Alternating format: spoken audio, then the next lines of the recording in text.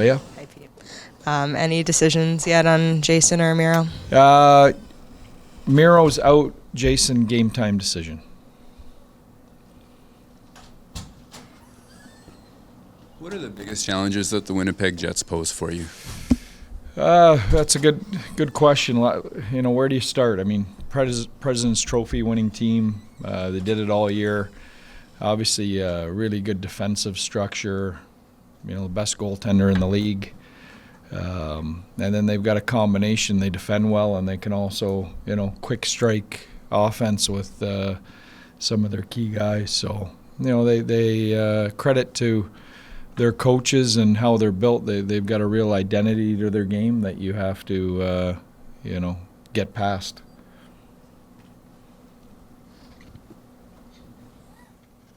Peter Kelly-Moore from 680 CJOB in Winnipeg. Welcome to the Western Conference semifinal. Is there any advantage for your team in light of the turnaround and in light of the dramatic endings to each of those Game 7s, but because you've had to do that before, do you get any kind of a benefit at all going into tonight? Yeah. No, I think it all evens out. I mean, you know, they played some overtime, but they were at home and didn't have to travel. You know, we're both coming off really emotional Game 7 wins. You know, I think you can. Both teams are on about as even a playing field that way as you can get, considering how those two series ended. You know, that's pretty rare that you would get two Games 7s like that back to back. You just came off a real back and forth series, and they did as well. A bit of a coaching chess match. I wonder how much do coaches borrow from the way that the previous team that challenged your opponent, how much do you borrow from something that Jim Montgomery would have done in that series? Oh, I think that's all part of our pre-series planning. You know, we'd be crazy not to look at, you know, what we felt St. Louis did well and what we felt, where we felt St. Louis maybe fell short, that we would have to be better at. So I think that's the recency factor. Is always critical, you know, when you're pre-scouting, and you know, there's no more recency than the 7 games those two teams just played, and so, you know, we've looked at that pretty heavily. In that series, home and road was a really big difference. Mm-hmm. Do you look at that at all? You guys have been fairly consistent between home and road, and that seems like that was a big swing for those teams. Well, I think, listen, you know, they have a real home ice advantage here. They've shown that. And it's a tough building to win in, and you know, they earned the right to have home ice advantage by winning the President's Trophy. So that's on us to come in here and find a way to win, you know, a game and try and wrestle that home ice advantage back. You've seen him as an opponent for a long time, but what does a comfortable Mikko Rantanen mean for your group? Yeah. Well, I mean, he's a game changer, right? You saw that last game. But he's a game changer in a league where, you know, everybody's only got one of those guys, maybe two. You know, the teams that are the 8 teams left probably have a couple each. You know, I think the games get tight checking. The scores get lower. There's less and less room, and you know, those type of players have the ability to make something out of nothing. And you know, he did that the other night for us, and that's sometimes what separates teams this time of year. Hey, Pete. If Jason is back, what kind of boost does that give the group, and what have you learned about him and his ability in the playoffs in these last 2 runs? Yeah, well, I mean, obviously instant offense, right? He's our best goal scorer. You know, probably Mikko aside. You know, but also what you realize with Robo, he's a big body, and he plays a heavy game, a playoff type game. He's hard on pucks. He protects pucks. He goes to scoring areas on the ice. So we you know, he's good on the walls. We missed him since he's been out. So, you know, that's a nice add for us if we can get him back in. The country got a glimpse of Thomas Harley at Four Nations when he was called into duty, but how would you describe his emergence, especially now with Miro being out for as long as he's been? Well, you know, we wouldn't be standing here today still playing if he doesn't come and do what he does from the Four Nations break on. You know, he really backfilled Miro's spot on the power play, playing against the best players. You know, extra minutes, lugging the puck up and down the ice. You know, Miro, you don't realize how much of that Miro did until he's out of the lineup. And, you know, really Thomas, if he doesn't come in and fill those roles for us, you know, we're not standing here today. So, you know, he came back from the Four Nations playing at a different level, and he's continued to do that.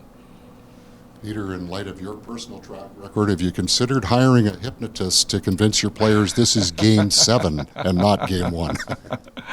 Yeah, it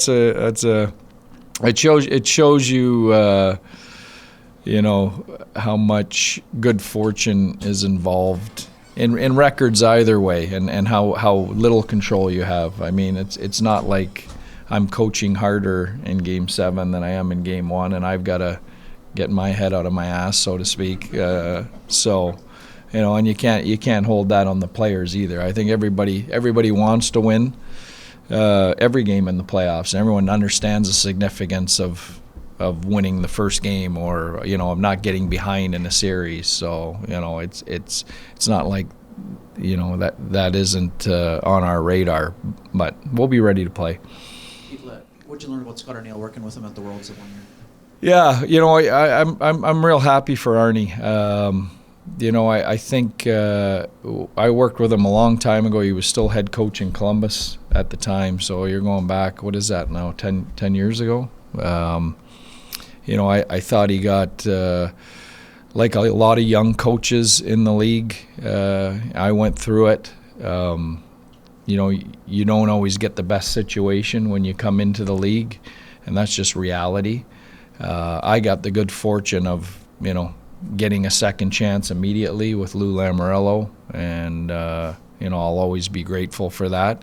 But not everyone gets that second chance, and it's you know, how do you reroute your career? And, you know, I give Arnie a ton of credit. He took a step back, and he went as an associate or an assistant, you know, in a lot of different places with a lot of really good coaches, and, you know, he's earned, you know, the right to be here, and he's showing he's an elite coach. Hey, thank you. What is the difference in this playoff series and with Colorado? It's a completely different type of team, it seems like to me, or it's just hockey. Longer flight, for It sure. is a longer flight. Different color jerseys, white out here. Yeah, Style of play, I mean, they're very good defensively, and Very not good to say defensively. Colorado wasn't, but they were just a different. Yeah, very More good aggressive. defensively. You know, big bodies over there. Physical team for sure. Well coached, pretty detailed. You know, so those are things I'll take away from going into the series, Yeah. and we'll see how the first game goes. Their series was very home and road intensive. You guys seem to play kind of consistent, whether you're home or road. Does that make a difference when you're scouting them to see what they did differently at home and on the road? It wasn't talked about, so Okay. I don't run the pre-scouts, but no, it wasn't really discussed. Obviously, They're very good in this building. they're a great team in this building. So yeah, I mean, when you're on the road, you really have to focus in on your details, how simple you play, how much you play as a group, and you know, when we're starting on the road, you focus on stealing one. Is this a budding rivalry? I know you've had it with other teams, Vegas or Colorado, but we really haven't seen them in the playoffs, even though they're Yeah. the division champions. Yeah, I mean, if you haven't called it, I'm sure it's going to become one. It's just how playoffs are. Sometimes you can get into feeling the opponent out, and we're going to try to avoid that. How do you guys get to Connor Halliburton? Just get in front of him. He's a world-class goalie, elite goalie, you know, so hopefully if he can't see the puck, sometimes it's harder to stop it. Kind of simple math that we're thinking about, and just try to get some early. Could have Jason Robertson back tonight. How huge would it be for the team? I know scoring wise is going to be big, but what else about him? Yeah, I mean, it's just another threat to throw into our team. A lot of guys up front can score goals, and Robo brings that. He brings some experience too, going on some runs with us the last few years. So we're we're excited to have him back if he is, in fact, back. You've only been here for 8 games, but if they shuffle the way it looked like in practice, is that a challenge at all? 8 games. Oh, I see what you're saying. But I'm saying, so a shuffle for you wouldn't be as significant as, say, guys who've had their lines together for a little bit longer. But I mean, you on that line, I know. But you had good chemistry with that line and played together pretty much every game in the first round. And it looks like it might be different tonight. It looks like it may. So you go out, you focus on your shift, what you can do to help your line, and whoever that may be with. When you look around this room and see who you have in here, sometimes things get flipped around to see what works the best, and sometimes it works for a game or two, and then you got to flip it back around, and that's not my job. So I just try to have fun, and we're going to try to win the first game on the road here. When you came back, you and Jamie were out on practice and different things. Is that a fun relationship? I mean, you may be with him again. You've been with him on the power play before. It's just you've been doing this for a decade. I appreciate you saying just a decade. Longer. Yeah, Jamie and I have a fun friendship. Always enjoyed playing with him. Not as much over the last few years, but when you get the odd chance, I'm excited. I just wanted to ask you, if I may, about a former teammate of yours, John Klingberg, and what he's been able to do with the Oilers. I mean, for a while it looked like who knew if he would come back at all. Yeah. And just what he's been able to do. Yeah, I mean, there seems to be stories like that left, right, center right now. Obviously not to Gabe's extent, talked about him a lot last round, but excited for Klinger. Excited to see what he's doing out there and, making a difference and having an impact, and I think it's great for him and his family. You've asked you, but what is that like? Just having to be away from the team, to rehab, then to come back and say my body isn't what it used to be, and I got to adjust. Yeah, it's hard, especially the adjustment parts. I think deep down you're always going to have a voice just wanting you to judge yourself based off of when you're 24. Yeah. Right?